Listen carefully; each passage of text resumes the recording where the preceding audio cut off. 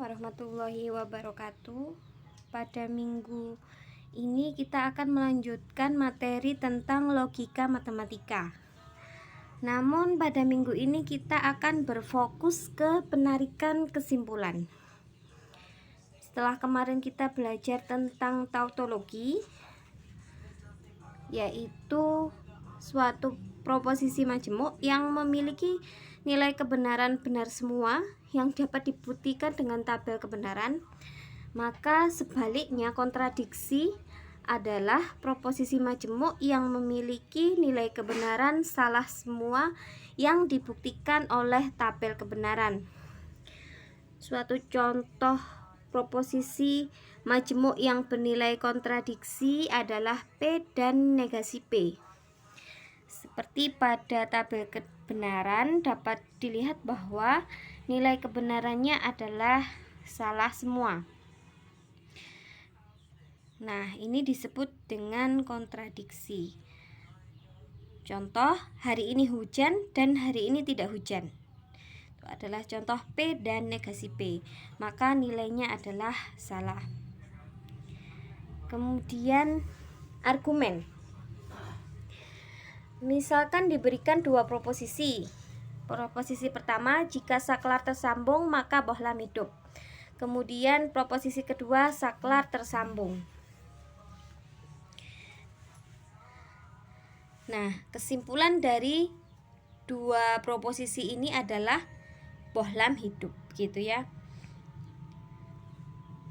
Proposisi-proposisi yang berlaku disebut dengan premis, sementara akibat atau kesimpulan yang ditarik disebut kesimpulan, gitu ya. Kemudian dari contoh tersebut dapat kita definisikan, argumen adalah proses atau cara penarikan kesimpulan dari beberapa premis dengan menggunakan prinsip-prinsip logika. Ya, jadi kalau argumen itu berarti proposisinya ada banyak, begitu kemudian kita lakukan penarikan kesimpulan. Kesimpulannya berupa proposisi majemuk yang berbentuk implikasi, begitu ya, atau akibat dari premis-premis yang sebelumnya akan disimpulkan.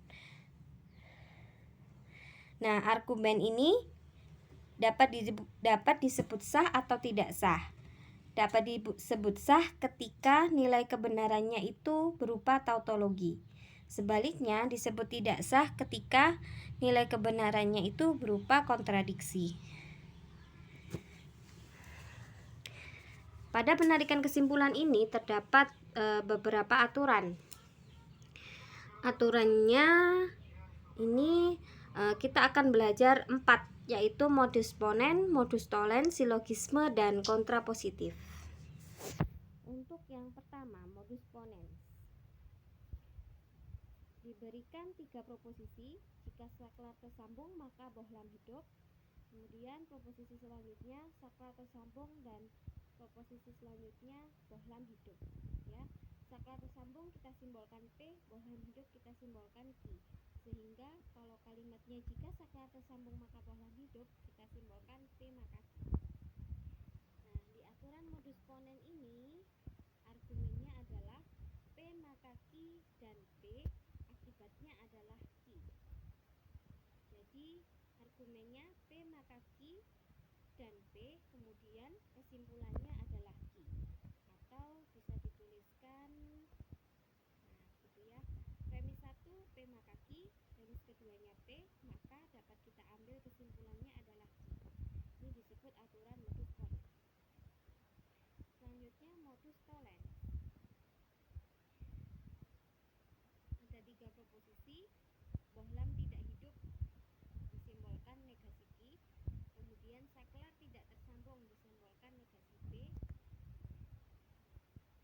sehingga proposisi jika saklar tersambung maka bohlam hidup disimbolkan P maka Q. Dibentuk suatu argumen P maka Q dan negasi Q, gitu ya.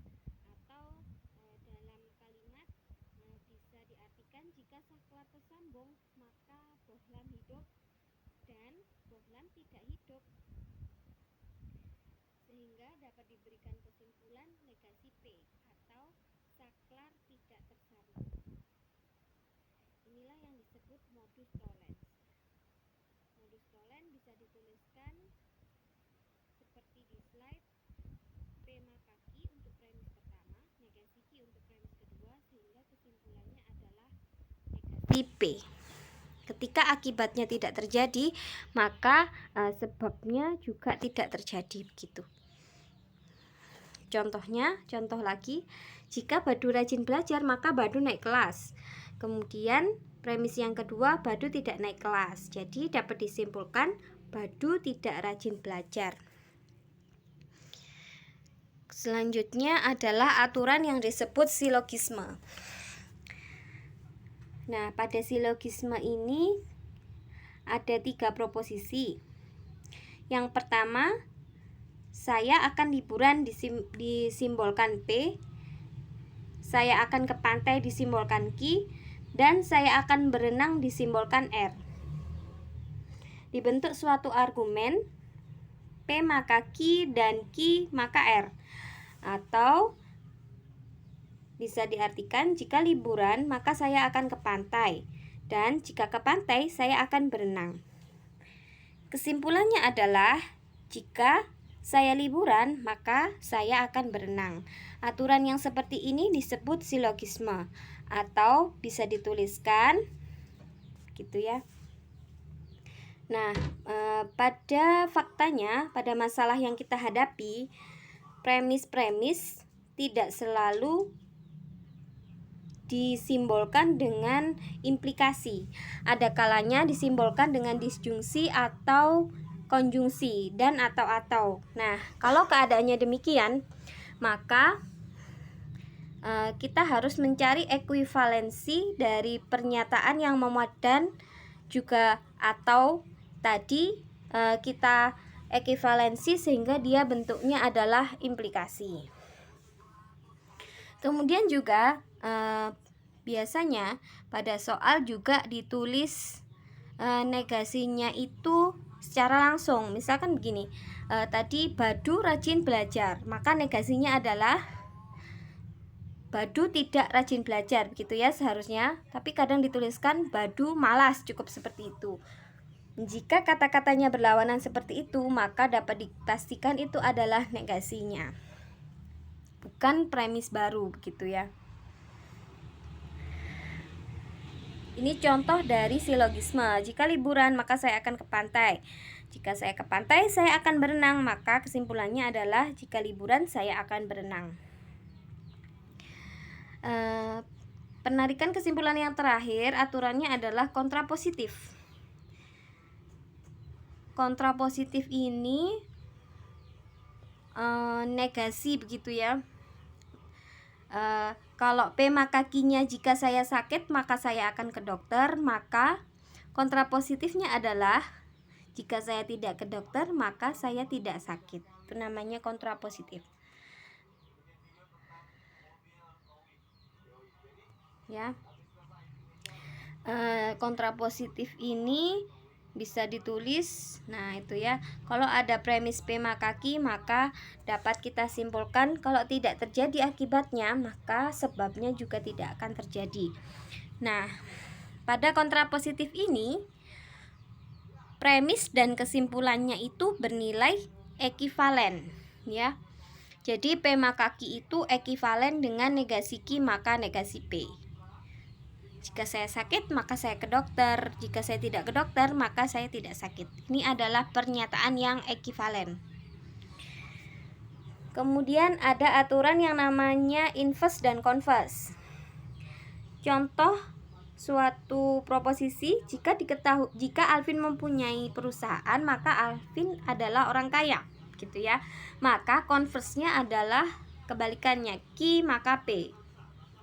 Jika Alvin orang kaya, maka Alvin mempunyai perusahaan.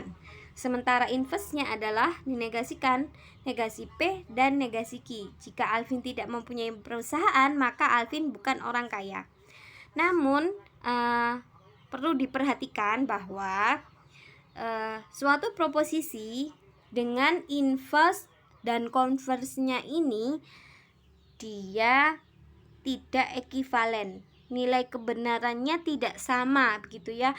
Jadi P maka Q ini tidak sama dengan Q maka P.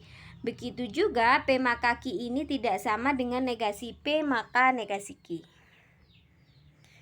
Terima kasih. Assalamualaikum warahmatullahi wabarakatuh.